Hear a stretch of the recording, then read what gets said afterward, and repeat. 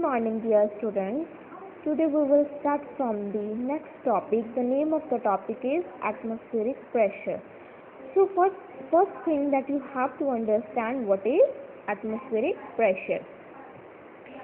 As you know, atmosphere is consist of different types of gases like nitrogen, oxygen, carbon dioxide, hydrogen, etc.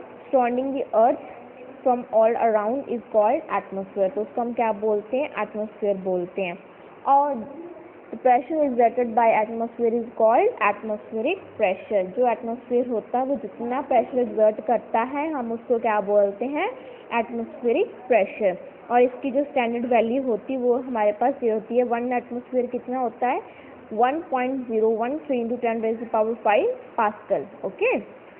इसके बाद different type of measurements होती हैं जिसके साथ हम atmospheric pressure को कैलकुलेट कर सकते हैं, डिटरमाइन कर सकते हैं. ओके बेटा.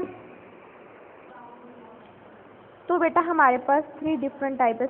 सबसे पहले हमारे पास है मर्क्यूरी और सिंपल बैरोमीटर, फिर हमारे पास है 14 बैरोमीटर एंड लास्ट है एनीरॉइड बैरोमीटर. अब सबसे पहले हम एक्सप्लेनेशन करेंगे सिंपल और मर्क्यूरी बैरोमीटर की. अब बेटा इसमें क्या होता है? हमारे पास सिंपल सी बात है, हमारे पास एक ग्लास ट्यूब होती है. अब इस ग्लास ट्यूब के अंदर हमने क्या फिल किया होता है? मर्क्यूरी फिल किया होता है. अब जो इसमें क्या होता है? The space above the mercury column in the tube contain only mercury vapor whose pressure P is very small, that is almost invisible. P is equals to 0 and create empty space is known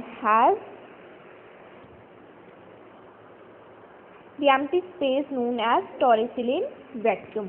अब बेटा क्या होता है? सबसे पहले हमने क्या, यहाँ पर हमने थंब लगाया होता है. अब जब हम इस थंब को ओपन कर देते हैं, उठा देते हैं, उसके बाद क्या होता है? जो मर्क्यूरी का लेवल लगता है वो डाउन आता है. उसके डाउन आने के बाद यहाँ पर हमारे पास एम्प्टी स्पेस रह जाती है और यहाँ पर हमारे पास एटमॉस्फेरिक प्रेशर कितना होता है? P equals to 0. और इसको हम क्या बोलते हैं? Torricellian vacuum.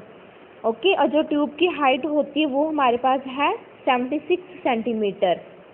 आज जो हमारे पास टोटल एटमॉस्फेरिक प्रेशर है वो उसकी कितनी वैल्यू होती है हमारे पास? P equal to h/ρg. H क्या है? Height, rho density and G is acceleration due to gravity. इस सब की वैल्यू पुट करने के बाद जो हमारे पास स्टैंडर्ड वैल्यू होती है वो हमें मिल जाती है. अब इसके बाद बड़ा एडवांटेजेस क्या हैं? इसके क्या हमें बेनिफिट है? सबसे पहले तो सिंपल सी बात है, जो नॉर्मल टेम्परेचर होता है तो वेपर प्रेशर जो मर्क्यूरी का in Torricellian vacuum are almost it does not affect the barometric height. अब उसकी हाइट से उसका कोई फर्क नहीं पड़ता, हम एक्यूरेट वैल्यू फाइंड आउट कर लेते हैं. दूसरा क्या है हमारे पास? जो density of mercury is higher than that of any other liquid, therefore 76 centimetre height of mercury is required to balance the normal atmospheric pressure. अब क्या होता है? जो मर्क्यूरी की हमारे पास डेंसिटी है वो सभी लिक्विड से ज़्यादा होती है. इसी के कारण उसकी हाइट कोई हमें प्रॉब्लम नहीं आती. जो हमारी हाइट है ट्यूब की वो 76 सेंटीमीटर है, उसके साथ हमें कोई प्रॉब्लम इजीली बैलेंस हो जाता है with the normal atmospheric pressure पर. और थर्ड वन हमारे पास क्या होता है? जो मर्क्यूरी होती है वो तो स्टिकी इन नेचर नहीं होती ना, वो वेट होती है. जो ग्लास सरफेस होता है वहाँ पर वो चिपकती नहीं है.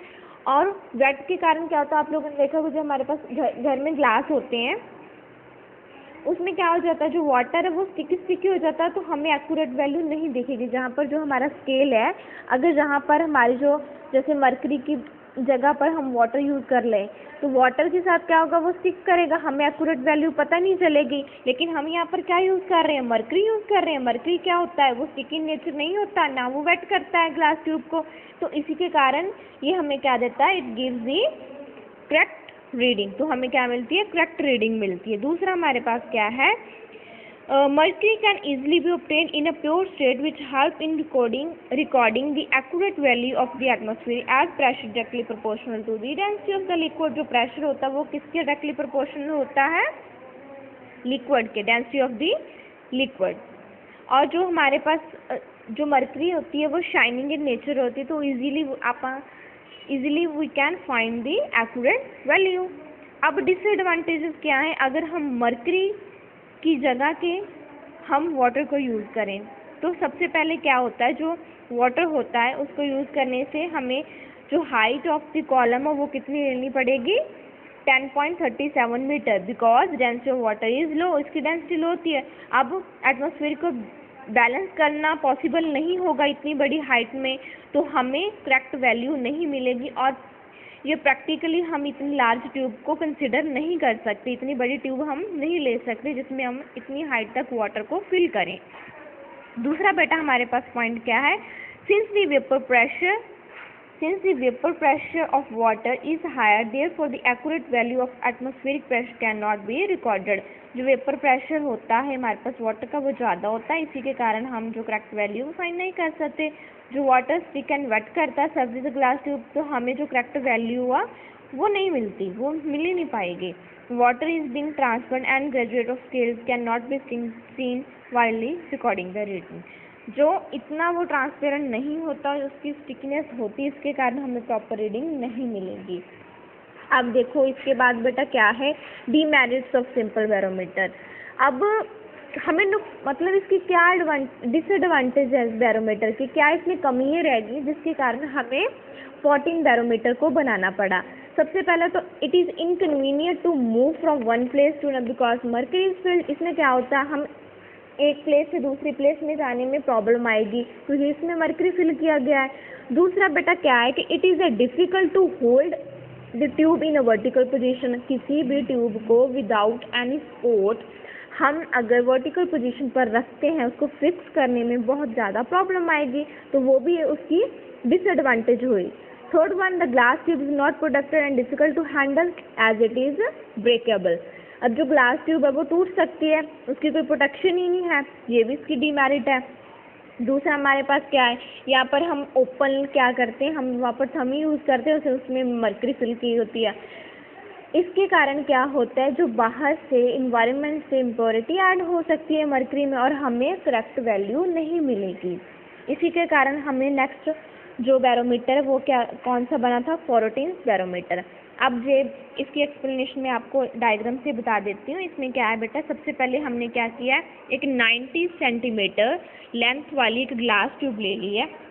इसमें हमारे पास सबसे पहले क्या है, firstly we have leather bag, एक लेदर बैग है, ग्लास है, ग्लास रॉड्स हैं दोनों तरफ, एक पॉइंट है जिसके साथ हम हेल्प कर सकते हैं कि वो प्रॉपरली हमें जो एक्यूरेट वैल्यू हो वो मिल जाए। मर्करी फिल की गई है, बैरोमीटर की हाइट है 90 सेंटीमीटर, ग्लास ट्यूब है जिसको प्रोटेक्ट करती है, स्क्रू है जिसके साथ हम अपनी रीडिंग को एडजस्ट कर सकते हैं, वर्नियर स्केल और मेन स्केल है।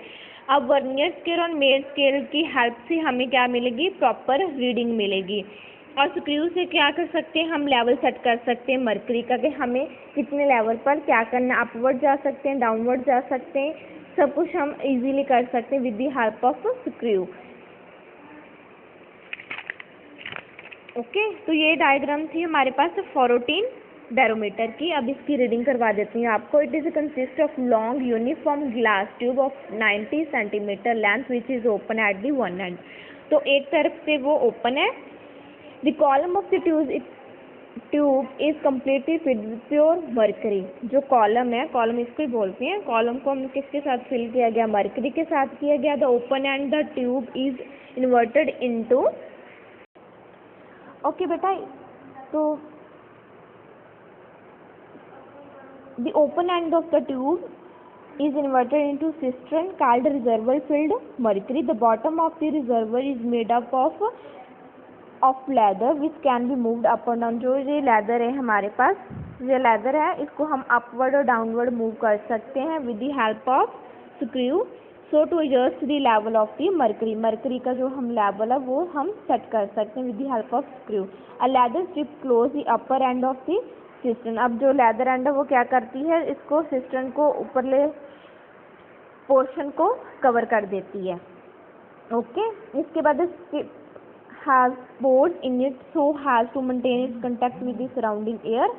एयर के साथ करते हैं। अब हमारे पास दो वर्नियर स्केल दिए, मेन स्केल दिए, जिसके साथ हम जब इसको रोटेट करेंगे हमें एग्जैक्ट वैल्यू मिल जाएगी। अब इस ग्लास ट्यूब को, उसमें कोई प्रोटेक्शन नहीं थी, इसमें हमें ब्रास ट्यूब प्रोटेक्टिंग की गई है इसकी। उसके साथ क्या होता है, इसको प्रोटेक्ट की तरह ब्रेकेबल नहीं होगी, टूटने से बच जाएगी। और इसके साथ हम अच्छे से जो भी हमने एटमॉस्फेयर की वैल्यू है वो इजीली हम फाइंड आउट कर सकते with the help of main scale and the vernier scale. The sum of the vernier scale reading and the main scale reading is measure the barometric height. तो हम उससे हम जो प्रॉपर रीडिंग है वो find out कर सकते हैं. और एक स्केल पर हमने क्या दिया, सेंटीमीटर में दिया गया है रीडिंग, दूसरे में इंचेस में दिया गया है. ओके, तो ये है आपकी प्रॉपर जो हमें फ्लोरेटिन बैरोमीटर है. ये ऐसे वर्क करता है. इसके अंदर क्या भरा जाता है, हमारे पास मर्करी, इधर की तरफ सेंटीमीटर है, इंचेस है, और यहाँ पर एक लेदर बैग है, सिस्टर्न रिजर्वर है जो हेल्प करता है, जो मर्करी का लेवल को हम सेट करते हैं, यहाँ से ऊपर से इसको कवर कर लेता है. ब्रास, हमारे पास ब्रास ट्यूब है जो इसको, जो अंदर हमारी ग्लास ट्यूब है उसको प्रोडक्ट करती है. इसी के तरह फ्लोरेटिन बैरोमीटर है वो काम करता है. ओके, एनीराइट बैरोमीटर में बेटा क्या होता है, ये भी बहुत सिंपल सा मेथड है. इसमें हमें कोई भी लिक्विड की ज़रूरत नहीं पड़ती, हम जस्ट सिंपली इसको फाइंड आउट कर लेते हैं. इसमें क्या होता है, हमारे पास स्केल होता है, एक पॉइंटर होता है, स्प्रिंग होता है, फ्लेक्सिबल चैम्बर होता है जिसके साथ हम सब कुछ हेल्प कर लेते हैं. कैसे काम करता है, जो पॉइंटर होता है, जो ये हमारा वाला पॉइंटर, जो पॉइंटर दिया गया है हमें, pointer move over calibrator circles के अटैच टू द लीवर, तो वो यहाँ से मूव करना शुरू करता है. ये लीवर है, लीवर के साथ वो क्या करता है, मूव करता है lower to higher circular scale पर हम रीडिंग दें. हेयर स्प्रिंग क्या करता है, अटैच टू लीवर से to bring the pointer back its normal position. अब स्प्रिंग क्या करता है, पहले तो जो पॉइंटर जाता है तो हमारी रीडिंग यहाँ से अप से हाई जितनी भी रीडिंग आनी होती है वो रीडिंग आ जाती है. अब स्प्रिंग क्या करता है, पॉइंटर को अगेन उसकी पोजीशन पर बैक लेकर आता है. Okay, the circular scale is calibrated to note the reading of the atmosphere is directly. तो ये स्केल से हमें डायरेक्टली जो रीडिंग है वो हमें पता चल जाती है.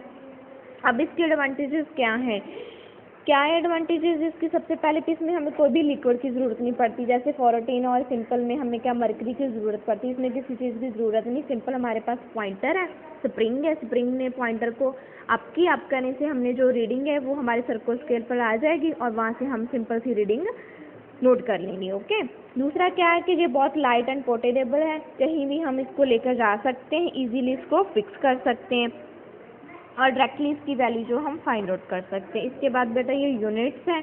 एटमॉस्फेयर प्रेशर की डिफरेंट टाइप्स की, पास्कल है, 1 बार इज इक्वल टू ये बार और उसका रिलेशन है आपस में. इसके बाद एटमॉस्फेयर की जो एग्जांपल्स एप्लीकेशंस दी गई हैं, जैसे sucking a drink with a drinking straw. जैसे हम क्या करते हैं, ग्लास स्ट्रॉ में से पानी, जूस वगैरह कुछ भी ड्रिंक करते हैं, वो कैसे करते हैं, इसमें क्या होता है, जो एटमॉस्फेयर प्रेशर इस स्ट्रॉ में वो कम होता है. इसी के कारण जो एट द सरफेस पर क्या होता है, प्रेशर ज़्यादा होता है. जब हम उसको सक करते हैं तो वो अपवर्ड डायरेक्शन में जो लिक्विड है वो मूव करना स्टार्ट करता है. ऐसे ही हमारे सिरिंज में होता है. यहाँ पे हम पिस्टन को प्रेस करते हैं तो पिस्टन पर at the surface of liquid ज़्यादा प्रेशर होता है. इसके अंदर में एटमॉस्फेयर प्रेशर कम होता है. जहाँ पर प्रेशर ज़्यादा है, जब हम पिस्टन को अपवर्ड मूव करते हैं तो जो लिक्विड है उसमें फिल हो जाता है. ऐसे ड्रॉपर होते हैं जो छोटे बच्चों को, जैसे हम मेडिसिन देते हैं ड्रॉपर की हेल्प के साथ, वही ऐसा होता है. ओके, ये सारी एग्जांपल्स हैं सिंपल सी. इसके बाद बेटा आता है वेरिएशन ऑफ एटमॉस्फेयर विन. इसके बाद बेटा हमारे पास है variation of atmosphere pressure with the altitude. अब यहाँ से स्टार्ट करते हैं हम इसकी रीडिंग. तो क्या है, एटमॉस्फेयर प्रेशर होता है जो डिक्रीज करता है with the altitude, means that decrease height of air column. जो एयर कॉलम की जितनी हाइट कम होगी उतना लीनियर डिक्रीज होगा एटमॉस्फेरिक प्रेशर में. जितनी डेंसिटी ऑफ एयर कम होगी उतना एटमॉस्फेयर नॉन लीनियर होगा. तो इसकी ग्राफ क्या, एल्टीट्यूड और एटमॉस्फेयर का ग्राफ हमेशा ऐसे बनेगा, डिक्रीज होगा. ये ग्राफ ही करना आपने कि डिक्रीज करेगा एल्टीट्यूड में. एल्टीमीटर क्या होता है, जो इंस्ट्रूमेंट क्या करता है, मेजर करता है लैंड सरफेस और any object such as an airplane. Okay, जिसको नॉन बोलते हैं एंटीरोड बैरोमीटर. तो इसके बारे में डिफरेंट, वो जो हमने पहले एक्सप्लेन किया था वही है सब कुछ. इसमें गियर्स होते हैं, लीवर होते हैं, मूवमेंट होती है. इसके कारण क्या होता है, जो हमारे पास सर्कुलर स्केल दिया जाता है वहाँ पर हमें जो रीडिंग मिल जाती है. तो यही चैप्टर है बेटा. अगर आप किसी को भी कोई भी डाउट होगा किसी भी टॉपिक में, आप लोग मुझे मेरे पर्सनल नंबर पर कभी भी कॉल करके पूछ लेना कि मैम हमें जो टॉपिक नहीं क्लियर हुआ, मैं आपको बता दूंगी. और नेक्स्ट वीडियो में हम इसके न्यूमेरिकल स्टार्ट करेंगे. Thank you, have a nice day.